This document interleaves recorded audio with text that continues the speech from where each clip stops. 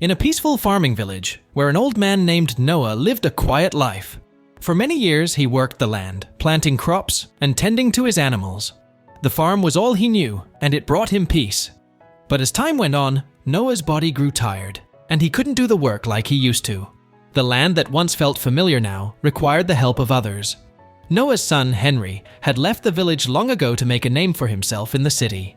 He built a good life there, and Noah was proud of him. Yet, he often felt lonely without his son by his side. Henry would invite Noah to come live with him, but Noah couldn't leave the farm. The memories, the quiet mornings, and the people of the village made it feel like home. It was where his heart truly belonged, and leaving it behind seemed impossible. Though Noah could no longer work in the fields, he still found peace in walking by them every day. The younger farmers would often stop and ask for his advice, knowing his wisdom could help a struggling crop grow strong again. Noah enjoyed helping them, and their thanks made him feel valued. But despite this, a feeling of loneliness began to settle in, especially after his old sheepdog, who had been by his side for years, passed away. Henry suggested Noah get another dog, but Noah refused, saying he was too old to care for one. Without his loyal companion, the emptiness he felt grew.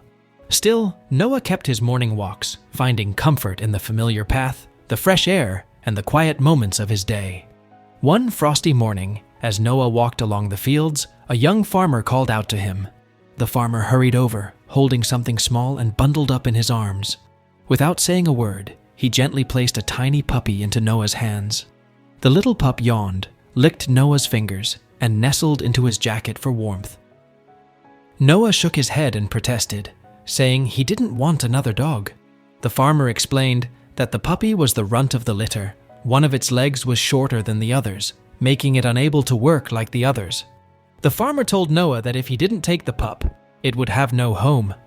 Noah looked into the puppy's big brown eyes, and something in his heart softened. He couldn't let the little creature be abandoned. With a sigh, Noah agreed to keep the puppy. He named him Tucker, short for Amori, meaning love. Tucker quickly became Noah's constant companion. Wherever Noah went, the puppy followed, bringing joy back into his life. The villagers also grew fond of Tucker, who seemed to know exactly what Noah needed. He even started fetching Noah's walking stick before their morning walks, and Noah could feel the bond growing between them each day. When Henry visited and saw Tucker, he was thrilled. The joy in his father's eyes was clear, but Henry had even better news to share. His wife was expecting a baby. Noah was going to be a grandfather. The family gathered to celebrate, and even Tucker joined in the excitement, barking and wagging his tail in happiness. Tucker quickly grew into a smart, loyal dog.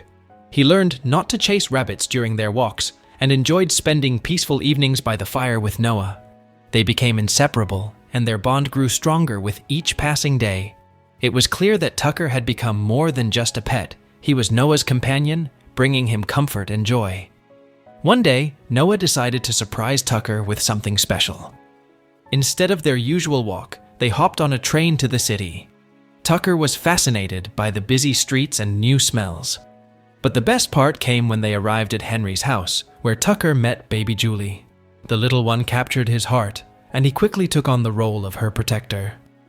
Though Noah cherished his visits to the city, the village always called him back. He and Tucker returned home after each trip, but they made the journey often, watching baby Julie grow and play. It was a special bond they shared, seeing how the little one blossomed while Noah grew older. As the years passed, Noah's health began to decline.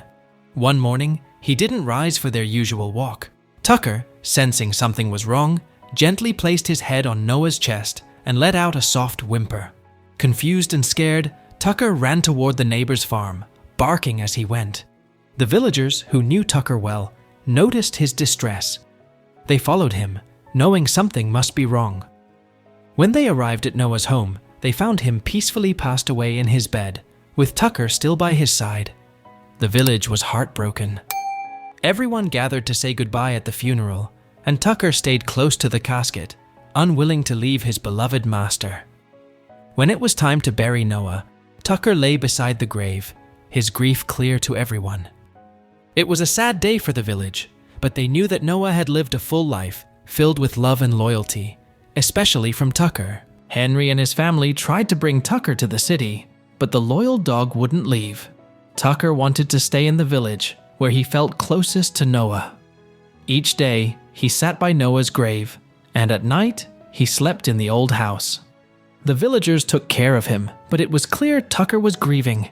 He only ate what he needed and kept to himself, finding peace in the woods where he and Noah had once walked together. Henry visited often, sitting beside Tucker at the cemetery, speaking softly about how much Noah had loved him. He told Tucker how Julie missed him, but Tucker stayed quiet, his heart forever tied to the village and Noah. But as time passed, Tucker became increasingly sad, and his health started to deteriorate. The once vibrant and loyal dog now seemed frail and tired. Henry couldn't bear the thought of losing his father's beloved companion. Tucker had been more than just a dog. He was a link to Noah's memory. Determined to save him, Henry made a decision. Tucker would come to the city. The dog, too weak to resist, allowed Henry to take him. When they arrived, Henry's wife was surprised, but little Julie's joy was immeasurable. Her laughter filled the house as she hugged Tucker tightly. However, Henry's focus remained on getting Tucker the care he needed. He took him straight to the vet, who delivered some worrying news. Tucker had grown very weak and needed proper attention, nutritious food, and love to recover. Henry and his family stepped up. They created a routine to care for Tucker, giving him meals on time and showering him with affection. Julie's love worked wonders. She played with Tucker, talked to him, and even told him bedtime stories as if he were her little brother. Slowly, Tucker started to regain strength. He ate a bit more every day and began wagging his tail again. Soon, he joined Henry on morning walks, and life seemed to return to normal. Watching Tucker trot alongside him, Henry felt relieved and hopeful. The loyal dog was healing, and the family couldn't be happier. But then, one quiet morning, Tucker did something unexpected. During their walk, he suddenly grew restless. His ears perked up, and before Henry could react, Tucker broke free from his leash and bolted. Startled, Henry called out and ran after him, but Tucker was surprisingly fast. He disappeared down the street, leaving Henry standing in shock. Where could Tucker be going, and why would he run away? Henry's wife and Julie were devastated when they heard the news. Julie cried, and Henry was determined to find Tucker. He printed missing dog posters and placed them all over the neighborhood. He contacted animal shelters, neighbors, and even the police, reporting Tucker as missing. As the day dragged on, there was no sign of him. The next morning, Henry received a phone call from an unknown number. A man claimed to have seen Tucker boarding a train the previous day. Henry was baffled. Why would Tucker get on a train? Was he taken by someone? Then, a thought struck him. Tucker had often traveled by train with Noah back when they visited the city together. Could it be that Tucker was trying to return to the village? It seemed improbable, but Henry clung to the hope. A second call confirmed his suspicions. Noah's old neighbor called to say Tucker had arrived at the village. He was sitting by Noah's grave, looking calm and composed. Henry was astonished. How had Tucker found his way back to the village all by himself? It seemed impossible, but the loyal dog had followed his heart. Without wasting a moment, Henry packed up his family and they headed to the village. When they arrived, they saw Tucker sitting quietly next to Noah's grave. His tail wagged slowly when he saw Henry and Julie, but he didn't leave the spot. Tears welled in their eyes as they realized the depth of Tucker's love for Noah. The villagers, moved by Tucker's loyalty, gathered around. They shared stories of how Tucker had spent the night by the grave, refusing to move. Henry knelt beside Tucker, gently stroking his fur. He promised that they would never separate him from the place he loved most. From that day forward, Tucker stayed in the village, surrounded by the memories of Noah and the love of the villagers. Henry and his family visited often, ensuring Tucker was cared for and loved. Tucker's incredible journey became a tale of devotion, proving that love and loyalty can overcome even the greatest distances. So, that's all for today. What are your thoughts about this story?